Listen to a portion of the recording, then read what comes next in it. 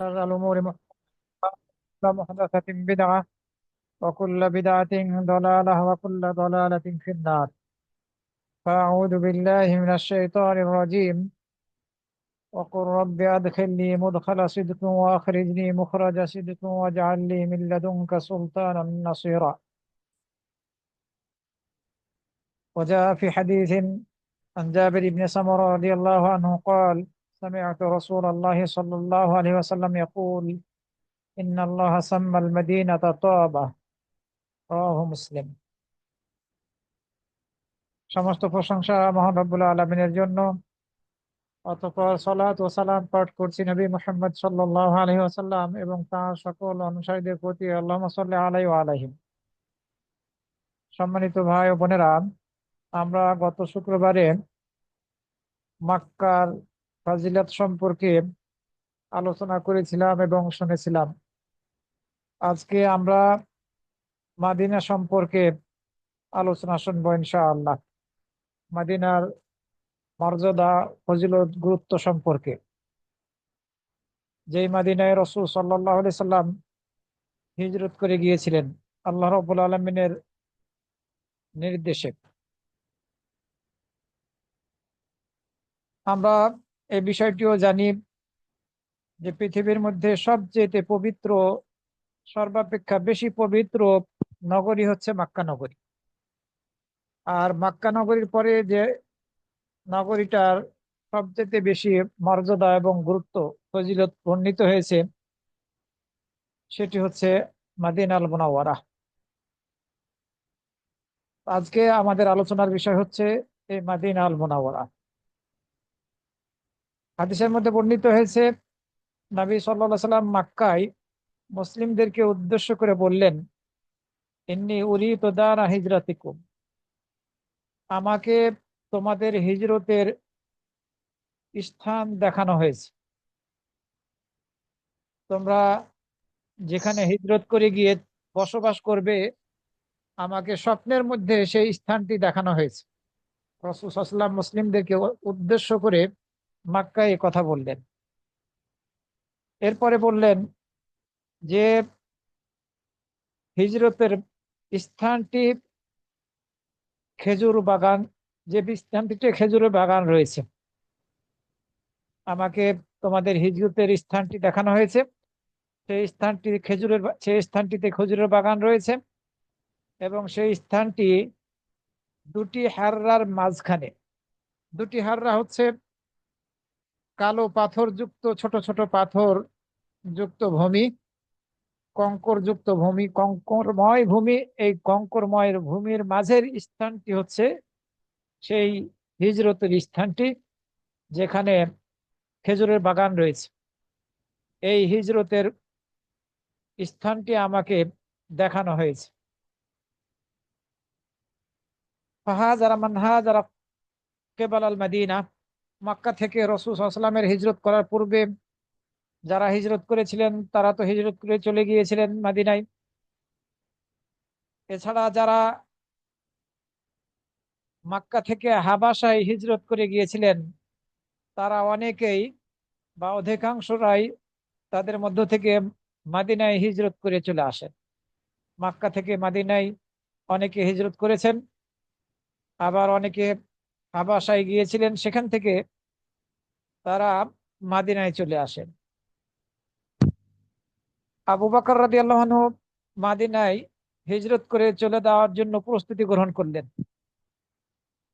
যখন আবু বকর রাদিয়াল্লাহু আনহু মদিনায় চলে যাওয়ার প্রস্তুতি গ্রহণ করলেন, তখন রাসূল সাল্লাল্লাহু আলাইহি ওয়াসাল্লাম তাকে উদ্দেশ্য করে বললেন, তুমি অপেক্ষা করো, কেননা আমি আশা করছি আমাকেও অনুমতি দেওয়া হবে, হিজরত করার অনুমতি আমাকেও দেওয়া হবে মদিনায়। আবু বকর রাদিয়াল্লাহু আনহু বললেন, ওয়াহাল তারজু যালিকা বিআবি আনতা। আমার পিতা আপনার জন্য উৎসর্গিত হোক, আপনিও কি চাচ্ছেন মক্কা ত্যাগ করে মদিনায় হিজরত করতে? আবু বকর রাদিয়াল্লাহু আনহু প্রশ্ন করলেন। রাসূল সাল্লাল্লাহু আলাইহি ওয়াসাল্লাম বললেন, হ্যাঁ, আমিও চাচ্ছি। ফাহাবাসা আবু বকর নাফসাহু আলা রাসূলিল্লাহি সাল্লাল্লাহু আলাইহি ওয়াসাল্লাম লিয়াসহাবাহু। আবু বকর রাদিয়াল্লাহু আনহু হিজরত না করে মক্কায় নিজেকে আটকে ফেললেন নবী সাল্লাল্লাহু আলাইহি সাল্লামের সঙ্গী হওয়ার জন্য। হিজরতের সময় নবী সাল্লাল্লাহু আলাইহি সাল্লামের সঙ্গী হবেন এ উদ্দেশ্যে তিনি আর হিজরত করলেন না। ওয়ালা ফারাহিলাইতাইনি কানাত ইনদাহু ওয়ারাকা সামাম। এরপরে আবু বকর রাদিয়াল্লাহু আনহু দুটি উটকে প্রস্তুত করলেন। যে উট দুটি তার নিকটে ছিল, উট দুটিকে উট দুটিকে বাবলা গাছের পাতা খাওয়াতে থাকলেন 4 মাস যাবত। 4 মাস আবু বকর রাদিয়াল্লাহু আনহু তার দুটি উটকে বাবলা গাছের পাতা খাওয়ানোর দ্বারা প্রস্তুত রাখলেন। বুখারী শরীফের 3905 নম্বর হাদিস, 3905 নম্বর হাদিস, লম্বা হাদিস। এই হাদিসের অংশ বিশেষ আমি আপনাদের সামনে উল্লেখ করলাম। 4 মাস পরে রাসূল সাল্লাল্লাহু আলাইহি ওয়াসাল্লাম আল্লাহর নির্দেশে হিজরত করলেন, মক্কা ত্যাগ করলেন মদিনার উদ্দেশ্যে। এরপরে হিজরতের ঘটনা কিভাবে ঘটেছে সেগুলো আমরা জানি। মক্কার দিকে মক্কা থেকে মদিনার পথে সরাসরি না গিয়ে রাসূল সাল্লাল্লাহু আলাইহি ওয়াসাল্লাম উল্টো পথে গিয়েছেন, যাতে করে মক্কাবাসী সন্দেহ না করে। এরপরেও কুরাইশদের নেতা যারা ছিল, কাফের মুশরিকদের নেতা ছিল যারা ছিল, তাদেরকে শয়তান, ইবলিস শয়তান পথ দেখিয়েছিল যে মুহাম্মদ সাল্লাল্লাহু আলাইহি ওয়াসাল্লাম এবং তার সাথে আবু বকর রাদিয়াল্লাহু আনহু গারে শহরে আশ্রয় গ্রহণ করেছে। আমরা এই ঘটনা জানি। আল্লাহ রাব্বুল আলামিন তার নবীকে এবং তার সঙ্গী আবু বকর রাদিয়াল্লাহু আনহুকে এমন সৈন্য দল দ্বারা সাহায্য করেছেন যেটিকে দেখা যায়। কবুতর বা মাকড়সার কথা যেগুলো বলা হয় সেগুলো সহি সূত্রে প্রমাণিত হয়নি, সহি দলিল দ্বারা প্রমাণিত হয়নি, সেগুলো দুর্বল বর্ণনা। আল্লাহ রাব্বুল আলামিন কোরআন মাজিদের মধ্যে বলেছেন বিজুনুদিন লাম তারাওহা, এমন সৈন্য দল দ্বারা সাহায্য করা হয়েছিল যে সৈন্য দলকে তোমরা দেখনি, কেউ দেখেনি, আল্লাহ রাব্বুল আলামিন দেখেননি। অথচ দুর্বল হাদিসের মধ্যে কবুতরের কথা বলা হয়, মাকড়সার জালের কথা বলা হয়েছে, কবুতরের কথা বলা হয়েছে, কোনোভাবেই সেগুলো গ্রহণযোগ্য নয়। যাই হোক, রাসূল সাল্লাল্লাহু আলাইহি ওয়াসাল্লাম আবু বকর রাদিয়াল্লাহু আনহুকে সঙ্গী বানিয়ে মক্কা থেকে মদিনায় হিজরত করলেন। যখন আল্লাহ রাব্বুল আলামিন সূরা ইসরার ৮০ নম্বর আয়াত নাজিল করে তাকে নির্দেশ দিলেন, অকুল, আর তুমি বলো, রব্বে আদখিলনি মুদখালা সিদকিন, হে আমার রব, আমাকে প্রবেশ করাও উত্তম ভাবে, অর্থাৎ মাদিনায় আমাকে প্রবেশ করা উত্তম ভাবে। ও আখরিজনি মুখরাজা সিদকিন, এবং বের করো উত্তম ভাবে, অর্থাৎ মক্কা থেকে আমাকে নিরাপদে উত্তম ভাবে তুমি আমাকে বের করো। দোয়া করার নির্দেশ দিয়েছিলেন আল্লাহ রাব্বুল আলামিন তার নবী মুহাম্মদ সাল্লাল্লাহু আলাইহি সাল্লামকে হিজরতের সময়। এরপরে আরো বলেছিলেন ওয়াজআলনি মিন লাদুনকা সুলতানান নাসীরা, আর তোমার পক্ষ থেকে আমাকে সাহায্যকারী শক্তি দান করো, সাহায্যকারী শক্তি দান করো তোমার পক্ষ থেকে আমাকে। আল্লাহ রাব্বুল আলামিন মুহাম্মদ সাল্লাল্লাহু আলাইহি সাল্লামকে এই দোয়া শিখিয়েছিলেন এই হিজরতের সময়। সেই দোয়া তিনি পাঠ করেছিলেন, এমন সৈন্য দল দ্বারা সাহায্য করেছিলেন যাদেরকে দেখা যায়নি।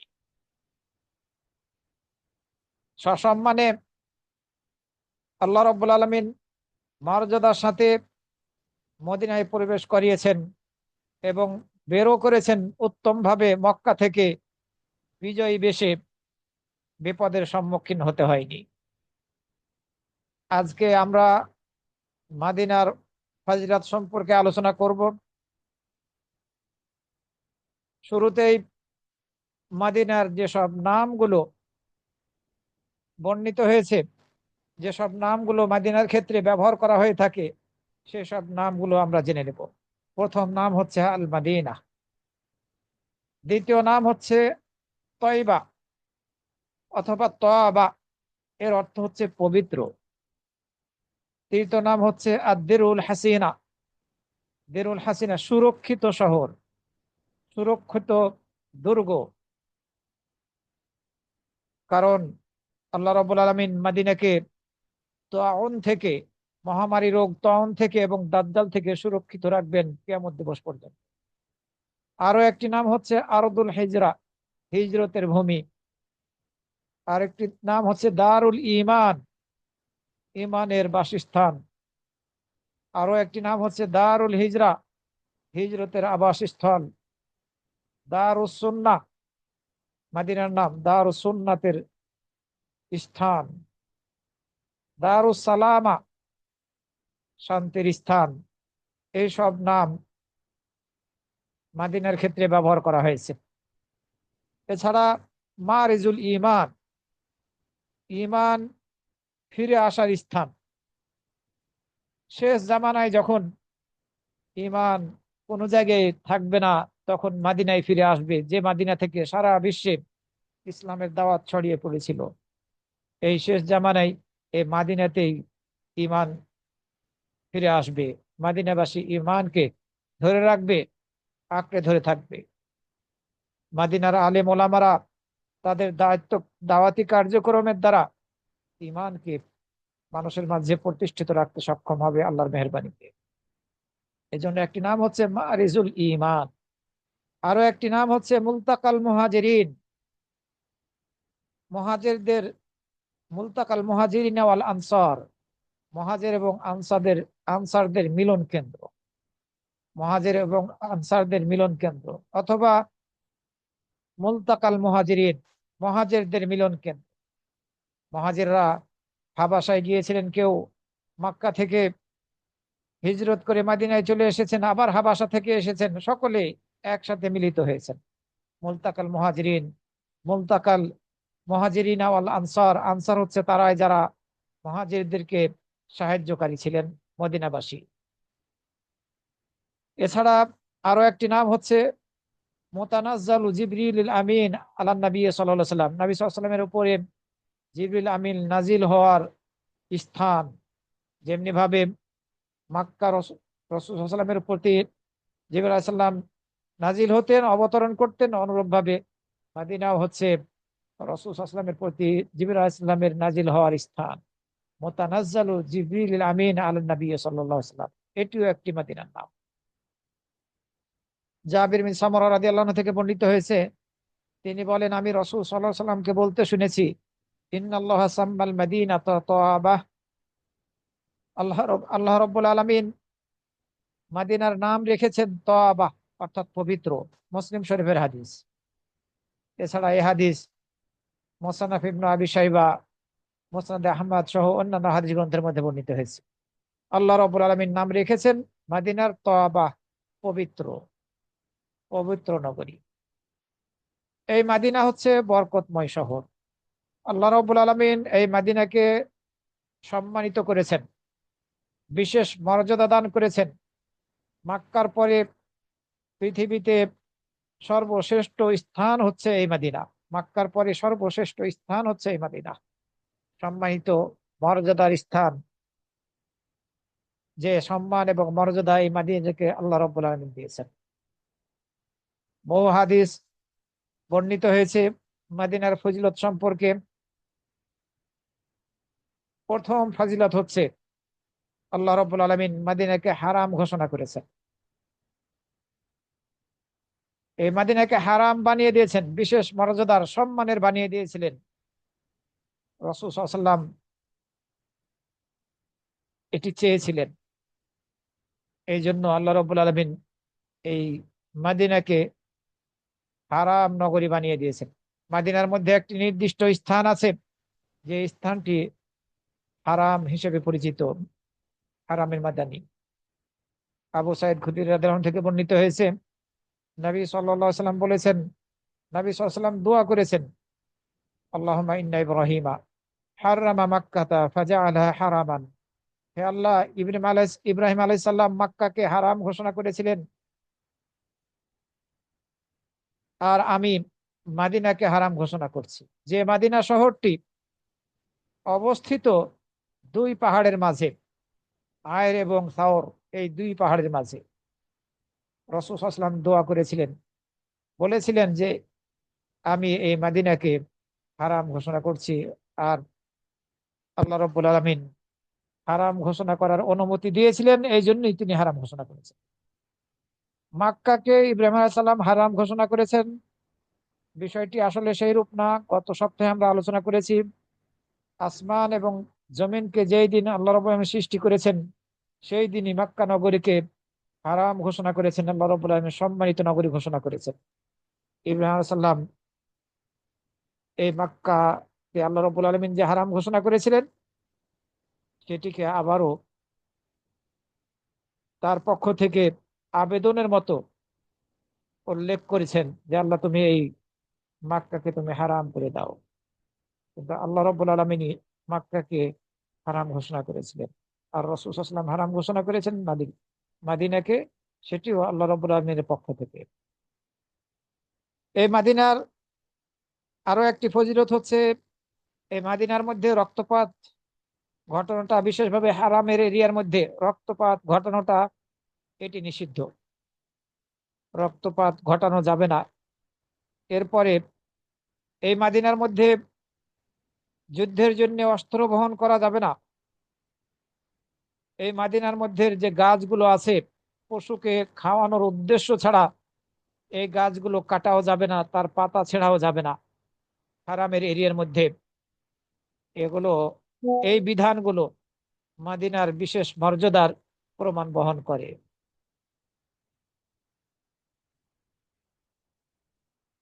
এছাড়া মাদিনাকে রাসূল সাল্লাল্লাহু আলাইহি সাল্লাম তয়বা এবং তওবা আখ্যা দিয়েছেন, বলেছেন হাদিহি তয়বা, হাদিহি তয়বা, হাদিহি তয়বা, তিনবার বলেছেন। এই, এটি হচ্ছে তয়বা, এটি হচ্ছে তয়বা, এটি হচ্ছে তয়বা, অর্থাৎ পবিত্র স্থান। সেটি কোনটি? আল মাদিনা আল মুনাওয়ারা। এই মাদিনা হচ্ছে পবিত্র স্থান। রাসূল সাল্লাল্লাহু আলাইহি ওয়াসাল্লাম তিনবারই কথা বলেছেন। তো যদি মাদিনার মর্যাদা না থাকতো, বিশেষ মর্যাদা না থাকতো, তাহলে রাসূল সাল্লাল্লাহু আলাইহি ওয়াসাল্লাম এই মাদিনাকে তিনবার তয়বা তয়বা তয়বা এই ঘোষণা দিতেন না। আর আল্লাহ রাব্বুল আলামিন মাদিনার নামকরণ করেছেন তওবা। সুতরাং আল্লাহ রাব্বুল আলামিনের পক্ষ থেকেও এই মাদিনা হচ্ছে পবিত্র নগরী। কেন তওবা অথবা তয়বা নামকরণ করা হয়েছে, বিভিন্ন জন এর বিভিন্ন ব্যাখ্যা করেছেন। কেউ বলেছেন মাদিনার মাটি পবিত্র, কেউ বলেছেন এই মাদিনাতে বসবাসকারীর জন্য এই মাদিনা হচ্ছে পবিত্র, কেউ বলেছেন এই মাদিনায় বসবাস করাটা এটি সৌভাগ্যের ব্যাপার, এই দৃষ্টিকোণ থেকে এটি পবিত্র নগরী। আবার কেউ বলেছেন এই মাদিনার মাটি এবং হাওয়া বাতাস পবিত্র, যে ব্যক্তি মাদিনায় বসবাস করবে সেই হয়তোবা এটি অনুভব করবে। এই মাদিনার মধ্যে, মাটির মধ্যে, মাদিনার অলের মধ্যে সুন্দর ঘ্রাণ আছে, যারা মাদিনায় বসবাস করে তারাই হয়তোবা সেটি অনুভব করতে পারে। এই ব্যাখ্যাও করা হয়েছে, এই দৃষ্টিকোণ থেকে তয়বা বলা হয়েছে বা তওবা বলা হয়েছে, যে মাদিনার মাটি এবং এর দেয়ালগুলো সুগন্ধিযুক্ত, যা অন্য স্থানের ক্ষেত্রে প্রযোজ্য নয়, নয়, অথবা অন্য স্থানে যেটি অনুভব করা যায় না। যে ব্যক্তি মাদিনায় দীর্ঘদিন বসবাস করবে, অনেক বছর বসবাস করবে, সে এই মাদিনায় হয়তো বা কোনো দুর্গন্ধ অনুভব করবে না, দুর্গন্ধ পাবে না, কারণ মাদিনায় দুর্গন্ধ নেই। একজন ব্যক্তি যে মাদিনায় বহু বছর বসবাস করেছে, সে বলেছেন যে সে এই মাদিনায় কোনো প্রকার দুর্গন্ধ অনুভব করে না, যেটা অন্য স্থানে অনুভব করা হয়ে থাকে। এই দৃষ্টিকোণ, এই দৃষ্টিকোণ থেকে মাদিনা হচ্ছে পবিত্র নগরী। এই মাদিনার আরো একটি ফজিলত হচ্ছে, এই ঈমানটা যখন কোথাও থাকবে না, শেষ জামানায়, তখন মাদিনায় ঈমানটা ফিরে আসবে, মাদিনায় ঈমানটা থাকবে, মদিনার অধিবাসীরা ঈমানকে ধরে রাখবে। আবু হুরায়রা রাদিয়াল্লাহু আনহু থেকে বর্ণিত হয়েছে, নবী সাল্লাল্লাহু আলাইহি সাল্লাম বলেছেন, ইন্নাল ঈমান লা ইয়ারিজু ইলাল মাদিনাতি কামা তারিজুল হাইয়াতু ইলা জুহরিহা। ঈমান মাদিনাতে ফিরে আসবে যেমন সাপ তার গর্তে ফিরে আসে। বুখারী এবং মুসলিম শরীফের হাদিস। বুখারী শরীফের 1876, আর মুসলিম শরীফের 269 নম্বর হাদিস। মাদিনায় ঈমান ফিরে আসবে যেমন সাপ তার গর্তে ফিরে আসে। সুতরাং এর হাদিসের দ্বারাও মাদিনার বিশেষ মর্যাদার প্রমাণ পাওয়া যাচ্ছে। মাদিনার আরো একটি মর্যাদা হচ্ছে বা ফজিলত হচ্ছে, নবী সাল্লাল্লাহু আলাইহি সাল্লাম মাদিনায় বসবাসকারীদের জন্য যতই কষ্টের সম্মুখীন হোক, তারা যদি ধৈর্য ধারণ করে সেখানে অবস্থান করে, তাহলে তাদের জন্য বড় নেকি রয়েছে, বড় প্রতিদান রয়েছে। এ কারণে নবী সাল্লাল্লাহু আলাইহি সাল্লাম উৎসাহিত করেছেন যে মদিনায় কষ্টের সম্মুখীন হলেও, বিপদের সম্মুখীন হলেও কেউ যদি ধৈর্য ধারণ করে মদিনায় অবস্থান করে, মদিনাকে আঁকড়ে ধরে থাকে, তাহলে সে বড় নেকির অধিকারী হবে, বড় ফজিলতের অধিকারী হবে। আবু সাইদ মাওলা আল মাহারি, মাহারি দাস আবু সাইদ থেকে বর্ণিত হয়েছে, আন্নাহু যা আবা সাইদিন আল খুদরি, এ আবু সাইদ আল খুদরি সাহাবীর নিকটে আসলেন লায়ালিয়াল হাররা, হাররার রাতগুলোতে। হাররার রাত হচ্ছে 63 হিজরিতে ইয়াজিদ বিন মুআবিয়ার পক্ষ থেকে যখন শাম দেশ থেকে সৈন্য দলে এসেছিল, মক্কাবাসীর প্রতি মদিনার বাসীর প্রতি আক্রমণ করেছিল, তারা অবস্থান গ্রহণ করেছিল এই হাররা নামক স্থানে। এই কালো ছোট ছোট পাথরযুক্ত ভূমির নিকটে তারা অবস্থান গ্রহণ করেছিল। আর মদিনাবাসীর মধ্য থেকে যারা বিদ্রোহ ঘোষণা করেছিল, ইয়াজিদ বিন মুআবিয়ার নেতৃত্ব মেনে নিতে পারেননি, তাদের বিপক্ষে তাদের সাথে যুদ্ধ হয়েছিল। এই লায়ালিল হাররা, হাররা রাতগুলোকে, হাররা লায়ালিল হাররা দ্বারা সেই রাতগুলোকে বোঝানো হচ্ছে। তো আবু সাইদ, উনি আসলেন আবু সাইদ খুদরি রাদিয়াল্লাহু আনহুর নিকটে এই হাররার রাতগুলোতে। এসে পরামর্শ করলেন যে মাদিনা থেকে সে চলে যেতে চাচ্ছে, মাদিনার আবহাওয়াটা তার অনুকূলে যাচ্ছে না।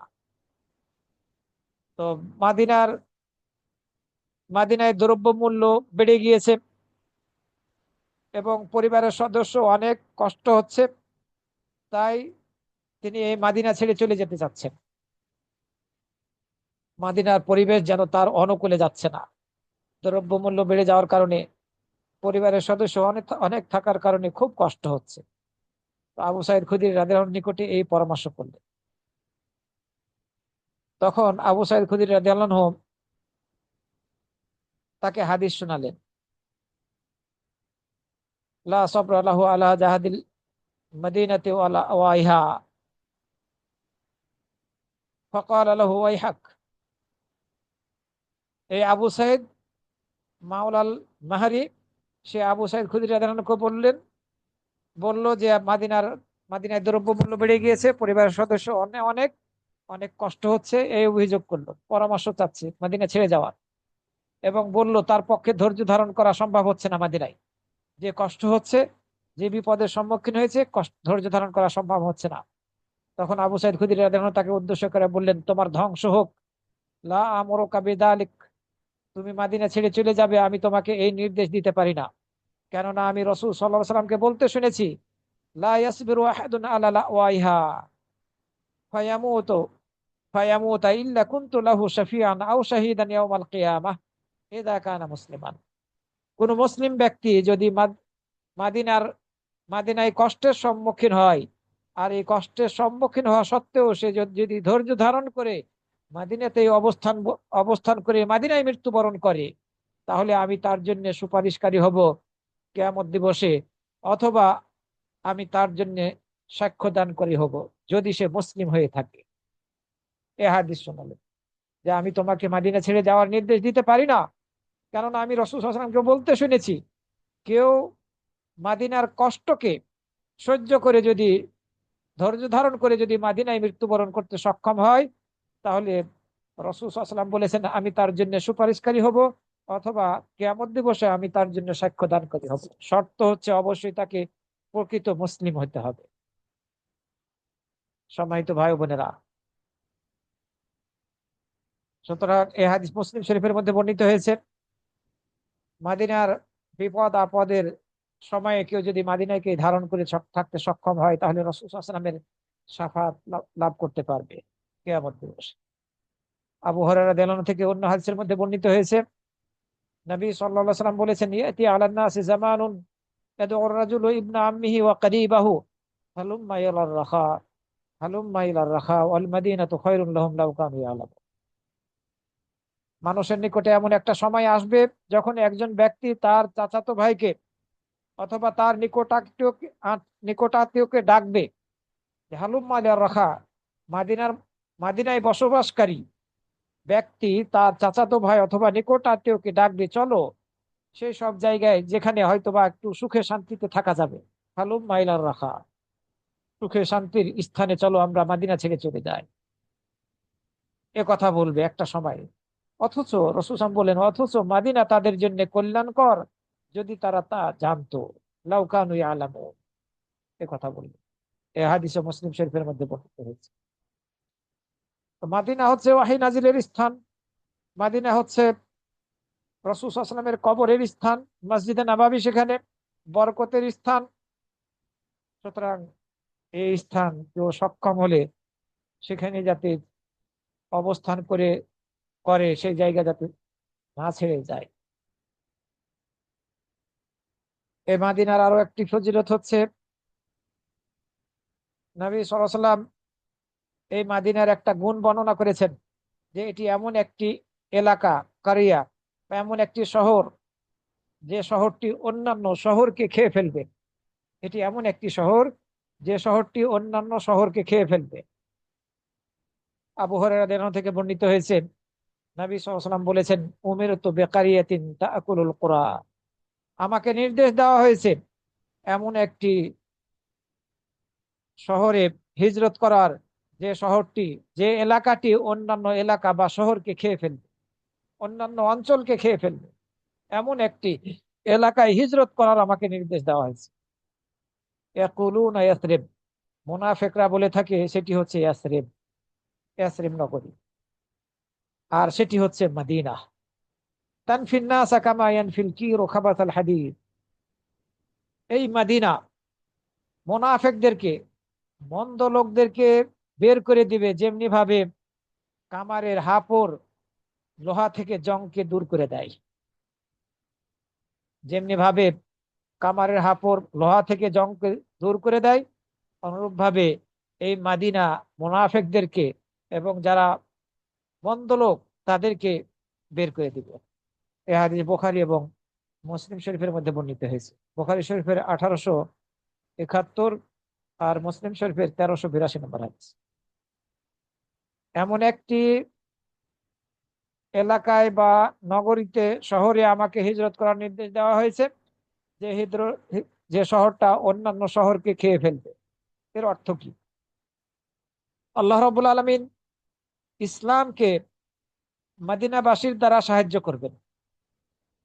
মদিনাবাসীর হাত দ্বারা বিভিন্ন অঞ্চল বিজিত হবে, মুসলিমরা বিজয় লাভ করবে, বিভিন্ন অঞ্চলকে ইসলামের মধ্যে নিয়ে আসতে সক্ষম হবে, এবং সেই সব অঞ্চল থেকে, দখলকৃত এলাকা থেকে মদিনাবাসী মদিনায় গানিমতের সম্পদ নিয়ে আসবে, আর মদিনাবাসী এই গানিমতের সম্পদ ভক্ষণ করবে।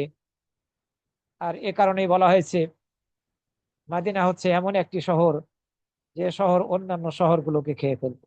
অর্থাৎ মুসলিমরা মদিনাবাসী যুদ্ধ করার মাধ্যমে অন্যান্য এলাকাকে ইসলামিক স্টেটের মধ্যে নিয়ে আসতে সক্ষম হবে, গানিমাতের সম্পদ গুলো মদিনায় নিয়ে আসবে এবং মদিনাবাসী সেই সম্পদ থেকে ভক্ষণ করবে। আরো একটি মদিনার ফজিলত হচ্ছে, নবী সাল্লাল্লাহু আলাইহি সাল্লাম দোয়া করেছেন মদিনার জন্য। আবু সাঈদ খুদরি রাদিয়াল্লাহু আনহু থেকে বর্ণিত হয়েছে, নবী সাল্লাল্লাহু আলাইহি ওয়াসাল্লাম বলেছেন তার দোয়ার মধ্যে, আল্লাহুম্মা বারিক লানা ফি মাদিনাতিনা, হে আল্লাহ তুমি আমাদেরকে বরকত দান করো আমাদের এই মদিনাতে, আমাদের এই মদিনাতে তুমি বরকত দান করো। আল্লাহুম্মা বারিক লানা ফি সাইনা, হে আল্লাহ তুমি আমাদেরকে আমাদের সয়ের মধ্যে বরকত দান করো। সওয়া হচ্ছে আনুমানিক 3 কেজি। যে পাত্র আছে, এই পাত্রের মাধ্যমে যে ওজন করা হয় মদিনার সা, এটি হচ্ছে এটির ক্ষেত্রে রাসূল সাল্লাল্লাহু আলাইহি ওয়াসাল্লাম দোয়া করেছেন। আবার দোয়া করেছেন, আল্লাহুম্মা বারিক লানা ফি মুদ্দিনা, আমাদের মুদ্দের মধ্যে তুমি বরকত নাজিল করো, বরকত দাও। আল্লাহুম্মা জাআল মাল বারাকাতে বারাকাতাইন, একটি বরকতের সাথে তুমি দুটি বরকত আমাদের জন্য দিয়ে দাও। হে আল্লাহ, তুমি আমাদের বরকতের সাথে তুমি ডবল বরকত দান করো। এভাবে রাসূল সাল্লাল্লাহু আলাইহি ওয়াসাল্লাম দোয়া করেছেন মাদিনার জন্য, যা এই দোয়া মাদিনার মর্যাদার প্রমাণ বহন করে। এরপরে রাসূল সাল্লাল্লাহু আলাইহি ওয়াসাল্লাম বলেছেন, ওয়াল্লাযী নাফসি বিয়াদিহি, সে সত্তার কসম যার হাতে আমার আত্মা, মা মিনাল মাদিনাতি শি'বুন ওয়ালা নাকবুন ইল্লা আলাইহি মালাকান ইয়াহবিসানিহা, মাদিনার যেসব রাস্তাগুলো রয়েছে, মাদিনায় প্রবেশের যেসব পথগুলো রয়েছে, এই প্রত্যেকটা পথে দুইজন করে ফেরেশতা প্রহররত রয়েছে। মাদিনাকে এই দুই ফেরেশতা প্রত্যেকটা পথে দুইজন দুইজন করে ফেরেশতা পাহারাদারি করছে। এই হাদিস মুসলিম শরীফের মধ্যে বর্ণিত হয়েছে। আবার রাসূল সাল্লাল্লাহু আলাইহি ওয়াসাল্লাম দোয়া করেছেন, আল্লাহুম্মা জাআল বিল মাদিনাতি দি'ফা মা জাআলতা বিমাক্কা মিনাল বারাকা, হে আল্লাহ, তুমি আমাদেরকে মাদিনায়, মক্কায় যে যে পরিমাণ বরকত দান করেছো, তার ডবল বরকত দান করো মাদিনাতে। আর এই কারণে হয়তোবা মাদিনায় বিভিন্ন ধরনের ফসল উৎপন্ন হয়ে থাকে। খেজুর ব্যাপকভাবে খেজুর উৎপন্ন হয়ে থাকে, বহু খেজুরের বাগান মাদিনায়। তো রাসূল দোয়া করলে, আল্লাহুম্মা জাআল বিল মাদিনাতি দি'ফা মা জাআলতা বিমাক্কা মিনাল বারাকা, মক্কায় যে তুমি বরকত নাজিল করেছো, সেই মক্কার চেয়ে ডবল বরকত তুমি মদিনায় দান করো। এই দোয়া করেছেন। আল্লাহ রাব্বুল আলামিন এই এই বরকত দান করেছেন মদিনাতে। মদিনার আরো একটি ফজিলত হচ্ছে, মদিনায় তাউন এবং দাজ্জাল প্রবেশ করতে পারবে না। তাউন হচ্ছে গ্যালান টাইপের, ফুসি টাইপের রোগ, যেটি বগলের নিচে বা শরীরের নিম্ন অংশ সহ পুরো শরীরে হয়ে থাকে। তো মাদিনায় এই তাউন প্রবেশ করতে পারবে না, দাজ্জাল প্রবেশ করতে পারবে না। আবু হুরায়রা থেকে বর্ণিত হয়েছে, নবী সাল্লাল্লাহু আলাইহি ওয়াসাল্লাম বলেছেন, আলা আনকাবিল মাদিনাতি মালাইকা লা ইয়াদখুলুহা আত-তাউন ওয়ালা দাজ্জাল, মাদিনার প্রত্যেকটা রাস্তায়, প্রবেশ রাস্তায় ফেরেশতারা অবস্থান করছে, পাহারাদারি করছে। তাউন এবং দাজ্জাল মাদিনায় প্রবেশ করতে পারবে না। বুখারী এবং মুসলিম শরীফের হাদিস। আর আমরা একটি নাম, মাদিনার নাম বলেছিলাম, জেনেছিলাম, দিরউন, দিরু হাসিনা, সুরক্ষিত শহর। ফেরেশতাদের মাধ্যমে এই নগরীকে সুরক্ষিত রাখা হচ্ছে, কিয়ামত দিবস পর্যন্ত সুরক্ষিত রাখা হবে। রাসূল সাল্লাল্লাহু আলাইহি সাল্লাম অন্য হাদিসের মধ্যে বলেছেন, ওয়াল্লাযী লা ইলাহা ইল্লা হুয়া, সে সত্তার কসম যিনি ছাড়া কোনো সত্য মাবুদ নেই, মা লাহা তরিকুন দায়িকুন ওয়ালা ওয়াসিউন ফি সাহলিন ওয়ালা ফি জাবালিন ইল্লা আলাইহি মালাকুন সাহিরুন বিসাইফি ইলা ইয়াউমিল কিয়ামাহ। মাদিনার সংকীর্ণ রাস্তা, প্রশস্ত রাস্তা, সমতল রাস্তা, পাহাড়ি রাস্তা, যত পথ আছে মদিনায় প্রবেশ করার, প্রত্যেকটা পথেই খোলা তরবারি নিয়ে ফেরেশতা নিয়োজিত আছে। কিয়ামত দিবস পর্যন্ত ফেরেশতা নিয়োজিত থাকবে, মদিনাকে পাহারা দেবে। বহু হাদীস বর্ণিত হয়েছে। সুতরাং এই মদিনাকে ফেরেশতা দ্বারা পাহারা দেওয়াটা প্রমাণ বহন করছে যে মদিনার বিশেষ ফজিলত রয়েছে। মদিনায় নবী সাল্লাল্লাহু আলাইহি ওয়াসাল্লামের মসজিদ রয়েছে। আমরা সবাই জানি যে তিনটি মসজিদ ছাড়া অন্য কোনো মসজিদের উদ্দেশ্যে বেশি নেকি পাওয়ার জন্য ভ্রমণ করা যায় না, যাওয়া যায় না। এই তিনটি মসজিদের দ্বিতীয় মসজিদ হচ্ছে মসজিদে নববী, মসজিদুর রাসূল সাল্লাল্লাহু আলাইহি ওয়াসাল্লাম, রাসূল সাল্লাল্লাহু আলাইহি ওয়াসাল্লামের মসজিদ। তিনটি মসজিদের প্রথম মসজিদ হচ্ছে মসজিদুল হারাম, যেটি মক্কায়, দ্বিতীয়টি মসজিদুল রাসূল সাল্লাল্লাহু আলাইহি ওয়াসাল্লাম, তৃতীয়টি হচ্ছে মসজিদুল আকসা। মসজিদে হারামে 1 লক্ষ, অন্য জায়গায় 1 লক্ষ সালাত আদায় করার চেয়েও উত্তম হচ্ছে মসজিদে হারামে 1 ওয়াক্ত সালাত আদায় করা। মসজিদে নববীতে 1 ওয়াক্ত সালাত আদায় করা বেশি উত্তম, অন্য জায়গায় 1000 সালাত আদায় করার চেয়েও। আর মসজিদুল আকসাতে 1 ওয়াক্ত সালাত আদায় করা অন্য স্থানে সেটি বেশি উত্তম অন্য স্থানে 500 ওয়াক্ত সালাত আদায় করার চেয়েও।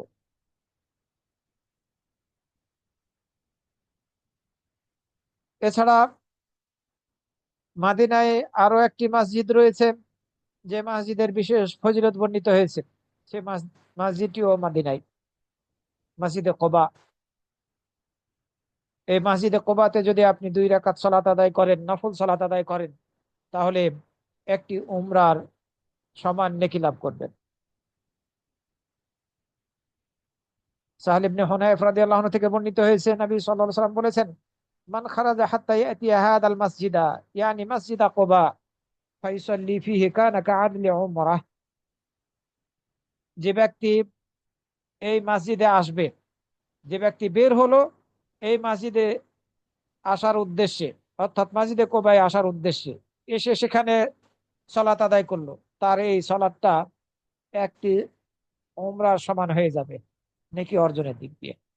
এ হাদিস ইবনে মাজার 1411, 1412, নাসাইর 699 এবং তিরমিজির 324 নম্বরে বর্ণিত হয়েছে। এছাড়া মুসনাদে আহমদের মধ্যে এই হাদিস বর্ণিত হয়েছে। আবার রাসূল সাল্লাল্লাহু আলাইহি ওয়াসাল্লাম বলেছেন অন্য হাদিসের মধ্যে, মান তাতাহারা ফি বাইতিহি, যে ব্যক্তি তার বাড়িতে পবিত্রতা অর্জন করবে, অর্থাৎ উযু করবে, এরপরে মসজিদে কোবায় আসবে, সেখানে সালাত আদায় করবে, কানা লাহু কাআজরি উমরাতিন, তা একটি উমরার নেকির মতো হয়ে যাবে। একটি উমরা আদায় করলে যে নেকি পাওয়া যায়, সেই নেকির সমান হয়ে যাবে এই 2 রাকাত সালাত। তো যারা আমরা হাজে যাব, হাজ করতে যাব, উমরা করতে যে যাব, বিভিন্ন সময়ে চেষ্টা করব মদিনাতে থাকা অবস্থায় যতবার পারি মসজিদে কোবাতে গিয়ে 2 রাকাত করে সালাত আদায় করার। অনেকেই হয়তোবা মসজিদে নববীতে ফজরের সালাত আদায় করে তারপরে মসজিদে কোবার উদ্দেশ্যে বের হন। এভাবে আপনি যদি যেতে চান, ভালো, এই সকাল সকাল আপনি গিয়ে 2 রাকাত নামাজ পড়ে আসলেন, একটি উমরার নেকি লাভ করবেন। নবী সাল্লাল্লাহু আলাইহি সাল্লাম এই মসজিদে কোবাতে 2 রাকাত সালাত আদায় করার জন্য বিভিন্ন সময়ে যেতেন, হেঁটে যেতেন, আবার বাহনের উপরে উঠেও যেতেন। মসজিদে নববীর মধ্যে একটি স্থান আছে, সেই স্থানটি হচ্ছে রওদা, বাগান, জান্নাতের বাগান সমূহের মধ্য থেকে একটি বাগান রওজা বলা হয়েছে। আবু হুরায়রা রাদিয়াল্লাহু আনহু থেকে বর্ণিত হয়েছে, নবী সাল্লাল্লাহু আলাইহি ওয়াসাল্লাম বলেছেন, মা বাইনা বাইতি ওয়া মিম্বারি, আমার ঘর আর মিম্বারের মাঝে যে স্থানটি, এটি হচ্ছে জান্নাতের বাগান সমূহের মধ্যে একটি বাগান। ওয়া মিম্বারি আলা হাউজি, আর আমার মিম্বার আমার হাউজের উপরে, অর্থাৎ কিয়ামত দিবসে আমার হাউজের নিকটে স্থাপিত হবে। বিভিন্ন ধরনের ব্যাখ্যা আছে, সেদিকে যেতে চাচ্ছি না। এই রাসূল সাল্লাল্লাহু আলাইহি ওয়াসাল্লামের ঘর আর তার মিম্বারের মাঝের স্থানটি হচ্ছে রওজা, জান্নাতের বাগানগুলোর একটি বাগান। বিশেষ মর্যাদা রয়েছে ওই স্থানে। আপনি 2 রাকাত সালাত আদায় করলেও ওই অন্য জায়গায় 1000 সালাত আদায় করার চাইতে বেশি উত্তম। তবে সেই স্থানটির বিশেষ মর্যাদা হচ্ছে এই স্থানটি জান্নাতের বাগানগুলো একটি বাগান। হতে পারে এখানে আল্লাহ ভালো জানেন রহমত নাজিল হওয়ার দিক থেকে, দৃষ্টিকোণ থেকে, এবং সেখানে যদি কেউ এবাদত করার সৌভাগ্যবান হয়, তাহলে হয়তো বা এই এবাদতের দ্বারা সে জান্নাতে পৌঁছতে সক্ষম হবে। সেটি রহমত নাজিল হওয়ার জায়গা। আবার সেখানে এবাদত করার সৌভাগ্যবান যদি কেউ হয়, তাহলে এই এবাদত করা তাকে হয়তো বা জান্নাতে নিয়ে যাবে। অথবা কেউ কেউ বলেছেন যে এটি, এই স্থানটাকে আখেরাতে জান্নাতের মধ্যে উঠিয়ে নিয়ে যাওয়া হবে, এই স্থানটিকে আখেরাতে জান্নাতে উঠিয়ে নিয়ে যাওয়া হবে। এ ধরনের ব্যাখ্যা করা হয়েছে, এটি হাদিসের অংশ নয়। তো যেটি হোক না কেন, এই স্থানটির বিশেষ মর্যাদা রয়েছে। এই স্থানে যাদের পক্ষে সম্ভব 2 রাকাত সালাত আদায় করা, সেখানে সালাত আদায় করতে পারেন। নবী সাল্লাল্লাহু আলাইহি সাল্লাম মদিনাকে ভালোবাসতেন। আনাস রাদিয়াল্লাহু আনহু থেকে বর্ণিত হয়েছে, নবী সাল্লাল্লাহু আলাইহি সাল্লাম যখন কোনো সফর থেকে ফিরে আসতেন, তখন মদিনার এই দেয়ালগুলোর, প্রাচীরগুলোর দিকে তাকাতেন। সফর থেকে যখন ফিরে আসতেন, এই ফিরে আসার পথে তিনি মাদিনার প্রাচীরগুলোর দিকে তাকাতেন। তখন তিনি মাদিনার ভালোবাসার কারণে তার উটকে দ্রুত চালাতেন, দ্রুত উটকে চালিয়ে নিয়ে আসতেন, অথবা অন্য কোনো জন্তুর ওপরে থাকলে সেটিকে দ্রুত চালাতেন। মাদিনার ভালোবাসা এভাবে রাসূল সাল্লাল্লাহু আলাইহি ওয়াসাল্লাম প্রকাশ করতেন। দূর থেকে যখন মাদিনাকে দেখতে পেতেন সফর থেকে ফিরে আসার সময়, তখন তিনি তার উটকে দ্রুত গতিতে চালাতেন এবং তার অথবা অন্য পশুকে, যে পশুর উপরে তিনি আরোহণ করে থাকতেন, সে পশুটিকে দ্রুত গতিতে চালাতেন। এই মাদিনার মধ্যে একটি পাহাড় রয়েছে, উহুদ পাহাড়, উহুদ পর্বত। এই উহুদ পর্বত আমাদেরকে ভালোবেসে থাকে, আমাদেরকে ভালোবাসে, আর আমরাও তাকে ভালোবাসি। রাসূল সাল্লাল্লাহু আলাইহি ওয়াসাল্লাম এই কথা বলেছেন। আবু হুমায়দ রাদিয়াল্লাহু আনহু থেকে বর্ণিত হয়েছে, তিনি বলেন, আকবালনা মা নবী সাল্লাল্লাহু আলাইহি ওয়াসাল্লাম মিন গাজওয়াতি তাবুক। আমরা নবী সাল্লাল্লাহু আলাইহি ওয়াসাল্লামের সাথে তাবুক যুদ্ধ থেকে ফিরে আসলাম। হাত্তা ইদা আশরাফনা আলাল মাদিনা, আমরা যখন মাদিনার উপকণ্ঠে উপস্থিত হলাম, তখন রাসূল সাল্লাল্লাহু আলাইহি ওয়াসাল্লাম বললেন, হাদিহি তাবাহ, এটি হচ্ছে পবিত্র নগরী। ওয়াহাদা উহুদুন, আর এটি হচ্ছে উহুদ পর্বত। হাদা উহুদুন জাবালুন ইউহিব্বুনা ওয়া নুহিব্বুহু, এই উহুদ পর্বত, যেটি এমন এক পর্বত, এমন একটি পাহাড়, যে পাহাড় আমাদেরকে ভালোবাসে আর আমরা তাকে ভালোবাসি। বুখারী এবং মুসলিম শরীফের হাদিস। বুখারী শরীফের 4422 নম্বর হাদিস, আর মুসলিম শরীফের 1391 নম্বর। এই উহুদ পাহাড়ের স্থানটা হচ্ছে, অবস্থানটা হচ্ছে মাদিনায়। যে পাহাড়কে, যে পাহাড় আমাদেরকে ভালোবাসে, রাসূল বললেন, আর আমরাও তাকে ভালোবাসি। এটিও মদিনার মর্যাদার ফজিলতের প্রমাণ বহন করছে। এই মাদিনার মধ্যে একটি উপত্যকা রয়েছে, সেটি হচ্ছে ওয়াদিউল আকিক। যে উপত্যকার মধ্যে হচ্ছে জুলহুলাইফা মসজিদটি বর্তমানে, যে উপত্যকার মাঝে হচ্ছে জুলহুলাইফা মসজিদটি, এই উপত্যকাতে রাসূল সাল্লাল্লাহু আলাইহি ওয়াসাল্লামকে জিবরাইল আলাইহিস সালাম এসে সালাত আদায় করার কথা বলেছেন। বলেছেন এই স্থানটি হচ্ছে বরকতময় স্থান। ওমর ইবনুল খাত্তাব রাদিয়াল্লাহু আনহু থেকে বর্ণিত হয়েছে, তিনি বলেন, আমি রাসূল সাল্লাল্লাহু আলাইহি ওয়াসাল্লামকে বলতে শুনেছি, আতানিল লাইলাতা আতিন মিন রাব্বি, আমার রবের পক্ষ থেকে একজন আগমনকারী এসেছিলেন, এসে বললেন, সল্লি ফি হাদাল ওয়াদিল মুবারাক, তুমি, আপনি এই বরকতময় উপত্যকায় সালাত আদায় করুন। ওয়াকুল উমরাতুন উমরাতান ফি হাজ্জাতিন, উমরা অর্থাৎ উমরা নিয়াত করুন হাজ্জের মধ্যে। হাজ্জে কিরান করেছিলেন রাসূল সাল্লাল্লাহু আলাইহি ওয়াসাল্লাম। বুখারী শরীফের 1534 নম্বর হাদিস, 1534 নম্বর হাদিস। তো এই উপত্যকাটাকে বরকতময় বলা হয়েছে। যারা মাদিনা থেকে মক্কার উদ্দেশ্যে রওনা দেবেন, হজ করার জন্য হোক অথবা উমরা করার জন্য হোক, এই জুলহুলাইফা, এই উপত্যকার, জুলহুলাইফা মসজিদটি এই উপত্যকার মধ্যে আছে, ওই স্থানটি এখানে। সেখানে 2 রাকাত নফল সালাত পড়ে আপনি যদি ইহরামের নিয়াত করেন তাহলে সেটি ভালো, কিন্তু বাধ্যতামূলক না, বাধ্যতামূলক না। তবে 2 রাকাত নফল সালাত পড়ে আপনি যদি ইহরাম বাঁধেন, নিঃসন্দেহে সেটি ভালো, কারণ এই স্থানটি হচ্ছে বরকতময় স্থান। এই ওয়াদিউল আকিক মদিনার মধ্যে বরকতময় স্থান, রাসূল সাল্লাল্লাহু আলাইহি ওয়াসাল্লাম হাদিসের মধ্যে বলেছেন। এটিও মদিনার ফজিলতের প্রমাণ বহন করে। আরো একটি মদিনার ফজিলত হচ্ছে, মদিনায় একটি খেজুর পাওয়া যায়, যে খেজুরটির নাম হচ্ছে আজওয়া, এক প্রকারের খেজুর। এই খেজুরের বিশেষ ফজিলত বর্ণিত হয়েছে সাদ রাদিয়াল্লাহু আনহু থেকে বর্ণিত হাদিস। তিনি বলেন, আমি রাসূল সাল্লাল্লাহু আলাইহি ওয়াসাল্লামকে বলতে শুনেছি, মান তাসাব্বাহা কুল্লা ইয়াউমিন সাবআ তামারাতিন আজওয়া লাম ইয়াদুরহু ফি যালিকাল ইয়াউমি ওয়ালা সিহরুন।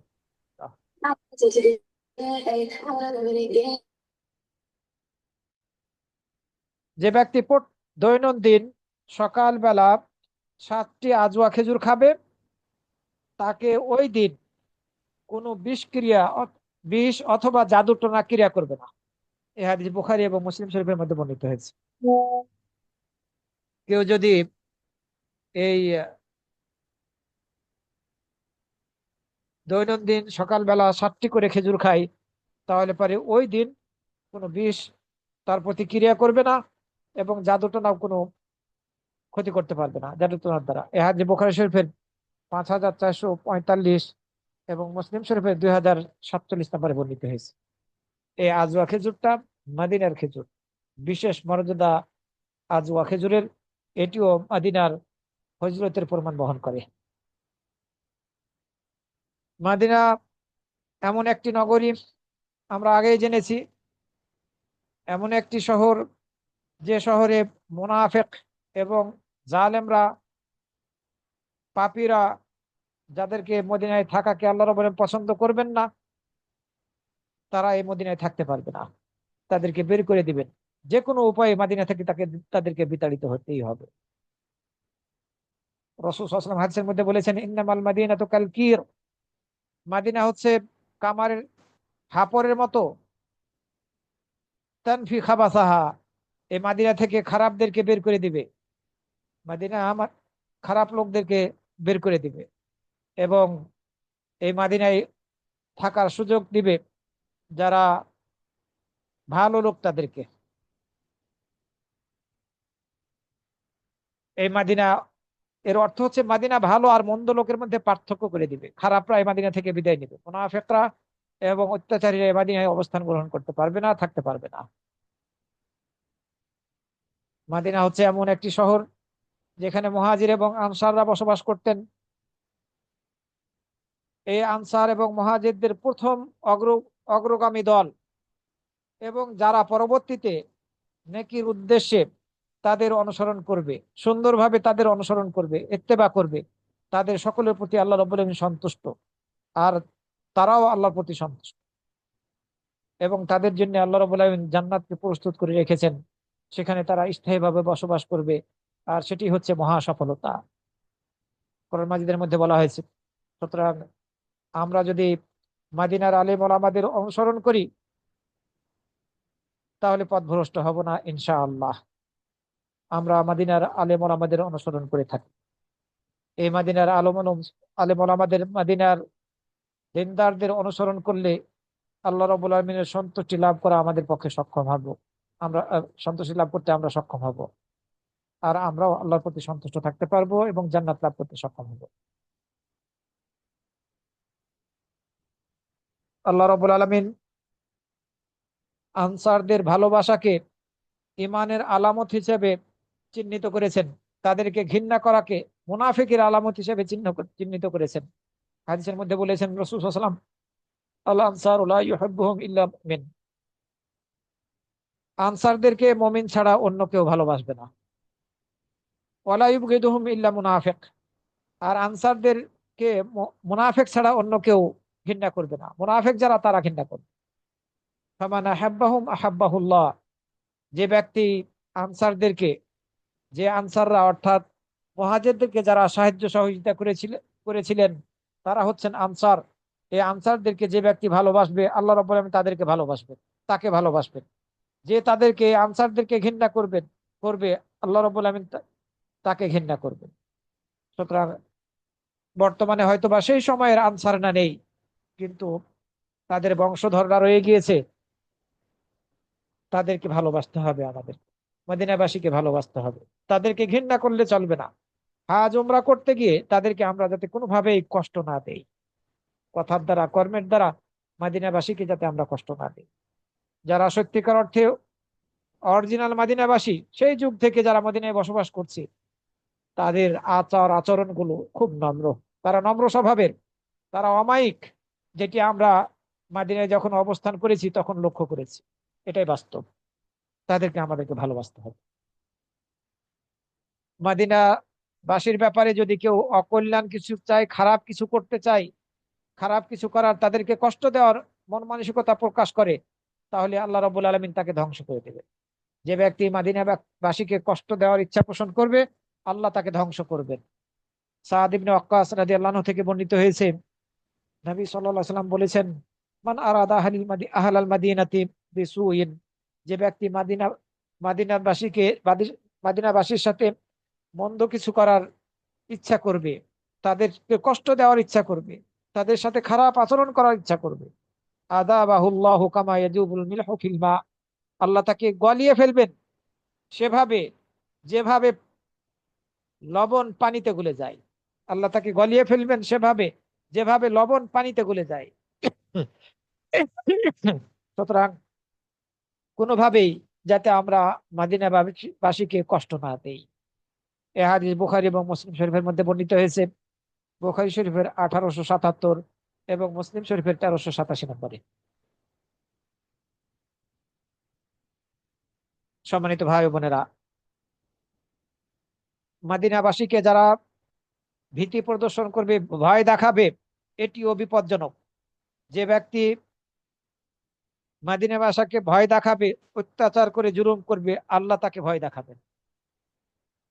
সাহেব ইবনু খাল্লাদ রাদিয়াল্লাহু আনহু থেকে বর্ণিত হয়েছে, সাহেব ইবনু খাল্লাদ রাদিয়াল্লাহু আনহু থেকে বর্ণিত হয়েছে, নবী সাল্লাল্লাহু আলাইহি ওয়াসাল্লাম বলেছেন, মান আখাফা আহলাল মাদিনাতে যুলমান আখাফাহুল্লাহ, যে ব্যক্তি মদিনাবাসীকে অত্যাচার করে জুলুম করে ভয় দেখাবে, আল্লাহ রাব্বুল আমিন তাকে ভয় দেখাবেন। ওয়া আলাইহি লানাতুল্লাহি ওয়াল মালাইকাতি ওয়ান নাসি আজমাইন। শুধু এই আল্লাহ ভয়ই দেখাবেন না, যে ব্যক্তি মদিনাবাসীর প্রতি অন্যায়ভাবে মদিনাবাসীকে ভয় দেখাবে, যে ব্যক্তি অন্যায়ভাবে, তার উপরে আল্লাহর অভিশাপ, ফেরেশতাদের অভিশাপ, সকল মানুষের অভিশাপ। কিয়ামত দিবসে আল্লাহ রাব্বুল আমিন তার ফরজ এবং নফল ইবাদত কবুল করবেন না। লা ইয়াকবালুল্লাহু মিনহু ইয়াওমাল কিয়ামাতি সারফা ওয়ালা আদলা। তো মদিনাবাসীকে যদি কেউ জুলুম করে ভয় ভীতি প্রদর্শন করে,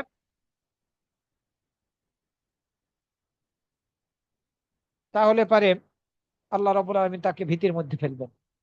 তার প্রতি আল্লাহর অভিশাপ, ফেরেশতাদের অভিশাপ, সকল মানুষের অভিশাপ, তার ফরজ নফল কোনো ইবাদত কবুল হবে না, কিয়ামত দিবসে গ্রহণ করবেন না আল্লাহ রাব্বুল আলামিন।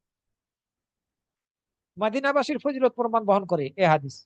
মদিনায় যারা বসবাস করে, যারা অরিজিনালি মদিনাবাসী, তাদের বিশেষ ফজিলত। মদিনার আরো ফজিলত বর্ণিত হয়েছে।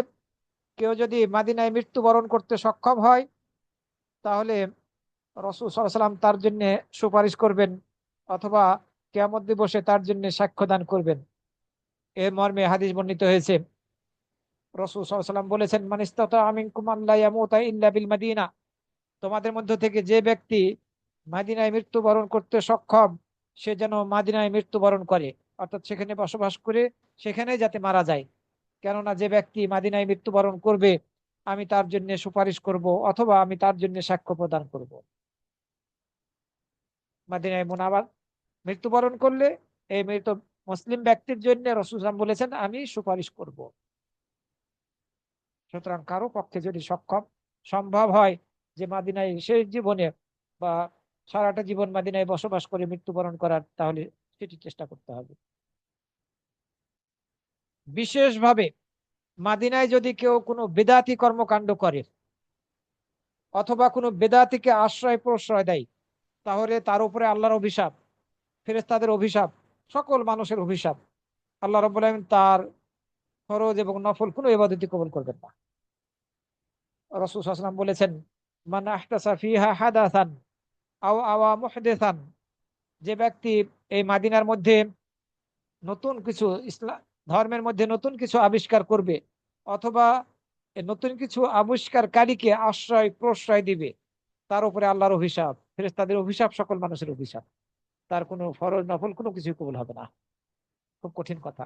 কিন্তু হজ করতে গিয়ে, উমরা করতে গিয়ে অনেকেই আমরা বেদাতি কর্মকাণ্ড মাদিনা এবং মক্কায় করে থাকি, এমনকি শিরকের সাথেও জড়িত হই। নাউযুবিল্লাহি মিন যালিক। মাদিনার মসজিদে নববীতে বসে আল্লাহর কাছেও চায়, আবার রাসূল সাল্লাল্লাহু আলাইহি ওয়াসাল্লামের কাছেও সাহায্য প্রার্থনা করে। মুশরিক, কোনো লাভ নেই।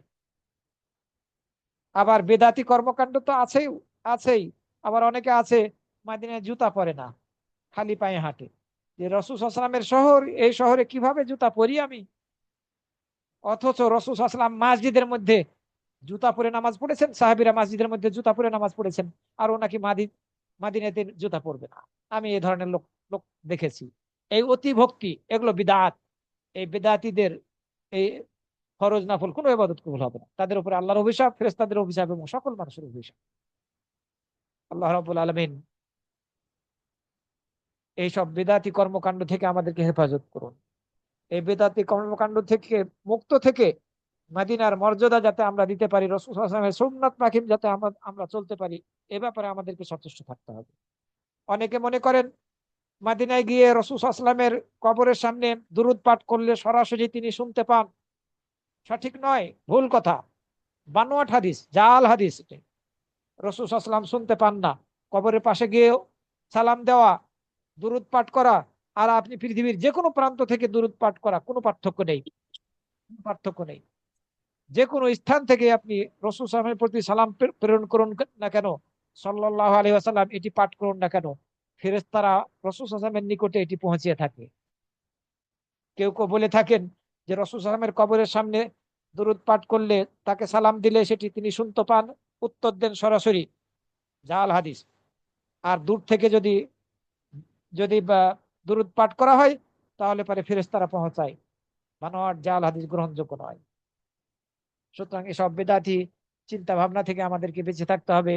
আল্লাহ রাব্বুল আলামিন আমাদের সকলকে সহিহ সুন্নাহ মাফিক হাজ এবং উমরা করতে গিয়ে সহিহ সুন্নাহ মাফিক যাতে আমরা হাজ এবং উমরার কার্যক্রম গুলো করতে সক্ষম হই, এই তৌফিক দান করুন। এবং মক্কা মদিনার যে সব ফজিলত গুলো আমরা 2 সপ্তাহে জানলাম, এই সব ফজিলত গুলো যাতে আমরা লাভ করতে পারি, আল্লাহ রাব্বুল আলামিন আমাদের সবাইকে এই তৌফিক দান করুন। আকুলু কাওলি হাদা ওয়া আস্তাগফিরুল্লাহ লি ওয়া লাকুম ওয়া লিসাইরিল মুসলিমিন।